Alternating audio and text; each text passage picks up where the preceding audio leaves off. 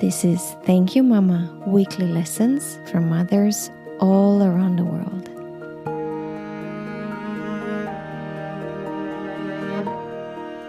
Hello and welcome to Thank You Mama. My name is Ana Tajder, and today we are making an exception because today you will get to hear only me. I'm sorry. So if you listen to this podcast regularly, you might have noticed that my guests are a very carefully curated group of women who represent global diversity. Until now, I had guests from Tanzania, USA, France, Korea, Trinidad, Nepal, Mexico, Burma, Morocco, Hungary, and many, many other awesome countries. And I felt it was time to find a guest from China. That proved not to be that easy because I learned that some cultures just do not like talking about their private lives. But I did. I found a wonderful guest, Xue Hongyan from Beijing. Now, Xue being in Beijing and me being in Seattle, it took a little while to organize our interview. But also Xue being in China, she explained that they do not like using American communication technologies, which I normally use to record, and that we should do our interview over WeChat. I've never used WeChat before, but I downloaded WeChat only to realize that I cannot record on it. But Xue assured me that it wasn't a problem because she can record on WeChat, which she did. So we did the interview. And I loved her mother's story of hard work and persistence and starting a new phase in life in her 50s.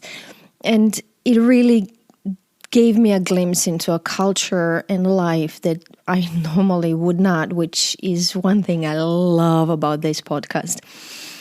And after the interview, I had a feeling, and thankfully I've learned to listen to my intuition, and I immediately sat down and wrote everything that I've heard from Xue down, which was good because the next day Xue sent me her recording, and after downloading this huge file for, 2 hours, I was excited to listen to it, and it turned out that it was blank. There was no recording.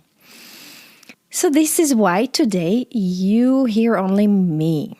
It feels a little strange for me to tell other people's stories, but I did send Xue my notes of our interview and I asked her to approve it. And of course I asked her if it's okay for her if I tell her mom's story, and she absolutely agreed with it and gave me a go. And here we are. So Xue Hongyan is an artist and a professor of industrial design at the university in Beijing. She's married to a German businessman and they have one daughter. I think she's around 2, and they live in Beijing. And Xue started her story by telling me about her grandparents who had a very rough life. They were farmers in China and they went through 3 wars, a civilian war in China, the Second World War, and the Korean War. Her mom's name is Chen, and she was born on the same day like New China, which is 1st of October 1949. Her mother's first husband was mentally ill, so her mother escaped from him, and she only took baby Chen with her, and she left her 2 older sons with her husband. She later remarried and had 3 more children. So Mama Chen was the oldest child in this new family, and she worked extremely hard to help the family out.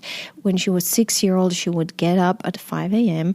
to go to the mountains to chop wood for heating and cooking. And after that, she would go to school. And she would take her lunch with her to school. And her lunch would be soup and only broth, which was a leftover from the restaurant her father worked in, and 1 rice cracker. When she was 16, the Cultural Revolution broke out, and she had to go to a farm to work there and got registered at the farm, which meant she wasn't allowed to go back to the city anymore to see her family. So she was one of over 10 million urban intellectual youths who were sent to the countryside in this down to the countryside movement. Now, we all kind of know what the Cultural Revolution was, but here's just a little reminder. It was a movement in China from 1966 to 1967 led by Mao Zedong, the chairman of the Communist Party in China. His goal was to strengthen Chinese communism by getting rid of any capitalist or any traditional elements from Chinese society and to install Maoism as the ruling ideology in China. It was an extremely brutal revolution with an estimated death toll ranging from hundreds of thousands to 20 million people. So Chen met a farmer at the farm where she worked at, and he was 18, and they got married. And they were so poor that they only had one room, one bed, and one chair. And they just worked the whole time. Cheng had Xu's brother, and later she had Xu. And through connections, she managed to get a good job, so get off the farm. And the good job meant she was working in a clothing factory 10 hours a day, 7 days a week. She also had a little farm in the backyard with vegetables and chicken and ducks, because having own eggs, meat, and vegetables saved a lot of money on food. And she was also able to sell some of these things, some of the leftovers. So basically, when she wasn't working in the factory, which I don't know what that was, because she worked, again, 7 days a week, 10 hours a day, she took care of the farm. And little by little, they managed to build a house, and they built 2 more houses. And at 50, Chen decided to open her own business and started a shop for children's clothing. This was at a stage when China opened up to small businesses and private businesses. She and Xu would take a bus at 9 p.m. in the evening to arrive at a city that had a big clothing market at 3 a.m., which meant 6 hours on the bus, quickly shop for children's clothes, and then take the same bus back for another 6 hours on the bus. She worked very hard, and the store was successful. So successful that Chen opened 2 more, and she started earning a better and better life for her and her family. Today, Chen is 69, and she helps her children with their children and the housework. She's there for everybody. She's healthy and happy, and also runs farms in their yards. She helps them have chicken and eggs and vegetables. And every morning she goes to the park to exercise. She practices Tai Chi, which I love. So this is Mama Cheng's life. And then I asked Xu about her lessons. And she said, of course, hard work. She also said that she learned that it's never too late to start a new phase in life, looking at her mom and how she started a successful business when she was 50. And then she said, my mom always told me, just stand up where you fall down. There's no choice but to get up and go on. It's like with babies when they learn to walk. They fall down and you tell them they have to learn to get up by themselves, because life is going to be full of situations where they fall and they'll have to get up again. So when I'm in a terrible situation, I always think of my mama's life and her words. End quotes.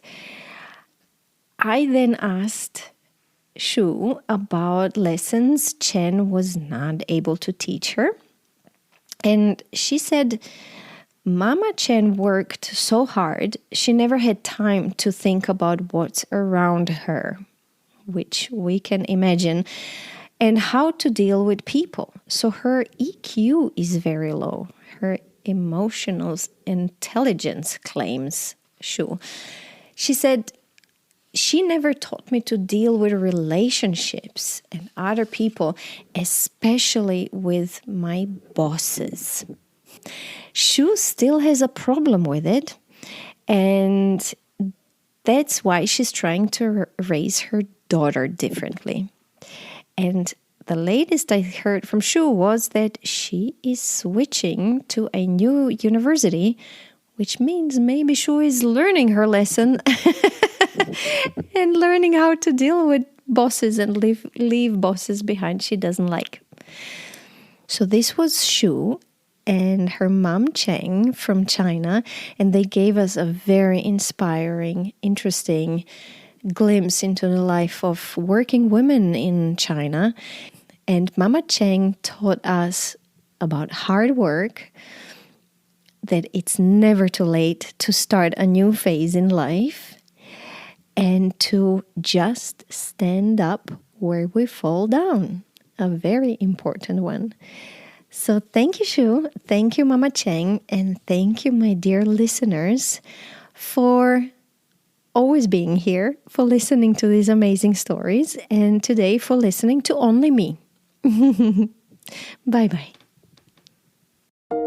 If you enjoy Thank You Mama and want to help it grow, please take the 2 seconds to leave a 5-star review on Apple Podcasts. It really helps. If you'd like to get in touch, you can send me a mail at info@thankyoumama.net. You can also find me on Instagram, Facebook, and Twitter under Ana Tajder, that's Tajder. This was Thank You Mama. Come back next week, subscribe, and tell your friends.